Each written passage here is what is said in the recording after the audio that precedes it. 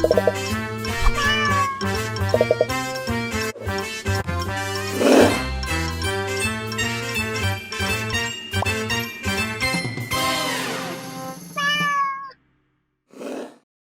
Cinecrib. Hi again. Oke, di tahun 2020 ini aja. Iya. Kali ini kita menonton film horor kedua di tahun 2020 ini. Yang judulnya Surat dari Kematian. Diangkat dari novel yang denger ini udah lama sih novelnya. Dengan sutradaranya yang Hestu Saputra yang bikin Cinta Tapi Beda, sama tahun kemarin ada Lorong Teror dari Surat, berisi perintah untuk melakukan sesuatu yang kalau tidak dilakukan akan mati gitu orang. Simple sih sebenarnya, yang kayak begini banyak sebenarnya sih. Tapi Karisa Puriset lumayan sih di sini, maksudnya tuh kalau misalkan nonton antologi rasa tuh kayak gitu di sini cukup lumayan sih kalau gue lihat. Tidak didukung dengan ya biasa aja. Tapi sebenarnya kalau Andy Ervian gue ngelihat dia dari dulu, dari Pengabdi Setan, terus Ghostwriter dan lain-lain, ya Andy Ervian ya begini, karakternya selalu digambarkan begitu gitu. Iya, tidak pernah nyoba karakter lain kan. Ya, mungkin karena tawaran yang datang ya gini-gini aja sih. Febian yang di sini jadi Reno itu kan yang jadi Ahok kecil kan. Di Ahok dia lumayan loh, maksudnya lumayan. Di HBA ini juga lumayan, tapi di sini lemah banget kalau gue ngeliat aktingnya sih. Ya emang mungkin dari sutradara dan dari penulisnya juga yang bikin si karakternya jadi kayak gini. Nggak dapat pengenalan karakter, sekalinya dikenalin langsung lewat verbal kan. Lewat verbal Terus kan kayak emang urgensi tiap orang-orangnya apa. Oh iya. Kayak si Kinan nelusurinnya buat apa gitu. Kan dia kerja di Jawa Pos, Jawa Pos ya? Jogja Pos. Tapi kan emang apakah harus ada deadline bikin kasus ini? Jadi pengen baca novelnya itu maksudnya itu apakah maksudnya si misteri-misteri itu diceritakan lewat, kan lebih banyak di dialog kan dibanding di gambar, maksudnya di shot-shot di gambarnya, maksudnya sutradaranya kayak malas untuk mengambil gambar gitu. Padahal durasinya baru 80 menitan. 80 menitan. Nah kenapa ya, maksudnya film-film kayak gini walaupun durasinya di bawah 90, tapi gue ngerasanya Bumi Manusia aja gue nggak pernah sebosan ini gitu. Bumi Manusia gitu yang 3 jam gitu. Entah gue doang yang ngerasa transisi antara scene satu ke adegan-adegan tuh kayak kurang smooth aja sih, kayak tiba-tiba dari scene teror terus scene kuliahan, jadi kayak kurang mulus aja editingnya kalau gue lihat sih. Nggak ada establish shot apa dulu. Maksudnya gitu. tuh kayak dan yang satu sih yang paling gue ganggu tuh dubbing, kayak nggak clean gitu dubbingnya sih. Terus scoringnya. Ya misalnya ini scoringnya pas lagi teror ya, musiknya lagi serem, tiba-tiba scene kuliah, tiba-tiba musiknya jadi nggak ada dialog dong, ada scene dialog doang tapi padahal yang bikin tuh Krisna Purna sih, yang bikin scoring di film-filmnya Iva Ivansyah dan lain-lain. Ya ini keinginan yang punya filmnya kali, tolong dong di scoring. Ada satu adegan, jadi nggak semuanya didubbing, bertumpuk gitu, jadi suara asli, suara dubbing gitu. Ini ganggu sih kalau kuping gue sih kalau gue. Jadi misalnya kalau suara aslinya yang ada ambience-nya, tiba-tiba pas masuk dubbing jadi suara dubbing doang, ambience-nya hilang. Scene dubbing enggak dubbing itu terulang di banyak scene, di hampir semua malah. Ya kalau sekali mah mungkin kita nggak masalahin, cuma tuh kayak berulang-ulang. Kalau misalkan dari cerita jelek kan terkadang di teknisnya bagus kan. Pasti bagus, ceritanya jelek. Iya, kalau ini kan itu ceritanya ya sebenarnya nggak bagus-bagus amat juga sih sebenarnya. Iya, tapi ya teknisnya kalau mau ngambil teknisnya ya nggak ada juga. Maksudnya yang CGI biasa aja. CGI kos putri aja di CGI ya. Oh iya sih. Kan biasanya si Kinannya suka WhatsAppan. WhatsAppan juga atasnya selalu muncul nan. Iya.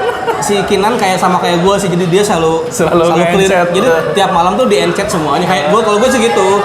Tapi selalu awalnya pasti nan. Dan ternyata kan lagi pelakunya adalah kembarannya. Ini kan kayak twist yang udah lama dipakai sih. Gue pengen tahu bukunya juga sama nggak sih kayak gini. Twist paling gampang ya itu ada kembaran tiba-tiba gitu. Itu tuh udah dilakukan oleh Alone-nya Banjong Pesanan-Takun di tahun 2006 dulu gitu, dan masih dipakai gitu seperti. Iya, mungkin ini terinspirasinya dari. Iya sih, dari Alone-nya film Thailand. Yang diajak ke villa mabok. Baru mau mabok kan? Udah minum. Terus kan kenapa si Reno-nya kesel pengen mukul juga salah dia ngomongnya kayak gitu aja. Gak hebat kok gue bisa dapetin ini aja, ya cengos juga gitu sih Darius. Kenapa dihajar tuh pas si Kinan pertama dapat berita yang si Darius meninggal. Oh iya. Kasihan ya, padahal anak baik-baik. Si Kinan kenal Darius dari mana coba? Iya kan, maksudnya karena nggak ada kedalaman karakter. Gue baru lihat ada berita di koran orang bunuh diri dan Gak disensor, maksudnya beneran dibunuh diri gitu dijadiin cover di koran. Iya. Dia ngeliatnya kan kasihannya anak baik-baik.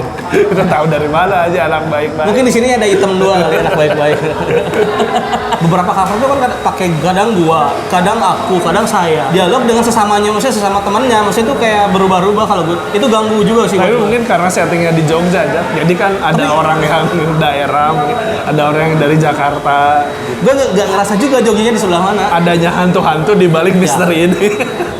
Ya, gue tahu sih mungkin tujuannya untuk mengecoh, maksudnya itu teror. Tapi ternyata kan nggak masuk ke cintanya juga sih. Iya, maksudnya munculnya hantu-hantu itu tuh buat apa gitu? Kayak dimasukin aja biar ada scene nakut-nakutinnya. Sebenarnya kalau scene nakutin itu ada di trailer semua anjir. Yang anak kecil megang mainan di rel kereta api jalan, anjing buat apa gitu? Ada, jadi opening setelah bumper LSF tuh ada opening ibu-ibu Iya, manggil-manggil anaknya yang lagi di pinggiran rel mainin mainan, sementara di belakang ada kereta. Biasanya kan kalau filmnya Max tuh dia munculin trailer project film dia ke depan-depannya. Ini tuh gue kira itu trailer setan bedek atau apa. Ternyata ada satu scene yang ternyata munculin si anak kecil yang mati itu. Si Kinan bikin buat ngusung si pelakunya manggil dosen ya. Iya. Tidak bermaksud menghina penampilan orang, cuman di situ diceritakannya dosen, tapi kalau secara looks tuh kayak penjaga sekolah kalau gue lihat. Ibunya si Darius selalu, kamu kenapa? Jadi adegan ibu Darius di flashback tuh nangis, kamu kenapa? Kenapa bisa seperti ini? Ya kan gara-gara didikan sia anjing. Diulang lagi di yang pas si Demian. Darius munculin hantunya kesikinan. Hentikan ini buat apa? Kalau akhirnya dia bisa masuk ke Darius, Demian buat bunuh diri. Ya kan sampai hari ini bisa masuk. Ya kalau gue sih masuk aja dari pembunuhan pertama, bawa ke polisi sekaligus. Iya kan langsung ketahuan. Yang paling parah tuh itu si Reno. Matinya kenapa kita belum tahu aja. Di otopsi katanya bunuh diri. Iya, gimana caranya? Kenapa mayat si Darius tidak diotopsi? Iya. Kan itu kemungkinan ada banyak, itu kan banyak sidik jari. Iya ditambah. Si Reno diotopsi, tapi si Darius tidak. Reno yang matinya udah tahu dia kalau misalkan secara logika di sungai ya mati gitu kan. Ini si Darius yang bunuh diri walaupun kelihatannya nggak bunuh diri gitu kan. Iya. Berarti kita langsung ke skor aja kali ya. Iya. 5 sih. 4 aja. Soalnya emang anjir dari cerita. Oh iya sih, gue turunin deh. Yang 4 gue mati gue. Nggak ada yang bisa ditolong dari film ini, maksudnya kan. Tapi seriusan loh, maksudnya gue sakit hati banget, maksudnya tuh gede tapi tata suaranya kayak anak SD aja seriusan. Dengan keuntungan Dilan yang bermiliar-miliar itu, masa tata suaranya kayak begini, gila. Merendahkan kita sebagai penonton sih. Iya, dan ini tuh di tahun 2020. 2020 men. Tata suara yang anjing tanah. Ih, kalau misalkan di tahun 2001 lah. Dan 2001 lah, kalau tahun 95 gitu pas gue belum lahir nggak apa-apa. Ini tuh 2020 gue udah segini gini. Iya. Tata suara masih kayak direkam pakai handphone anjir. Yang belum menonton mungkin bisa ditonton dulu lah. Rasakan sendiri ya. Sendiri. Mungkin ada yang udah baca novelnya.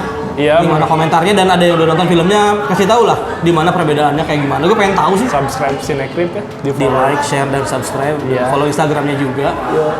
Dan kalau merchandise Cinecrip masih ada, tolong dibeli. Habiskan lah. Ya, habiskan. Masa 2020 masih ada. Kan kita pengen ganti artikel. Iya, kita pengen merubah gambarnya jadi Danur Dilan. Ya udah, mungkin cukup segitu saja. Sampai jumpa di review-review berikutnya. Bye.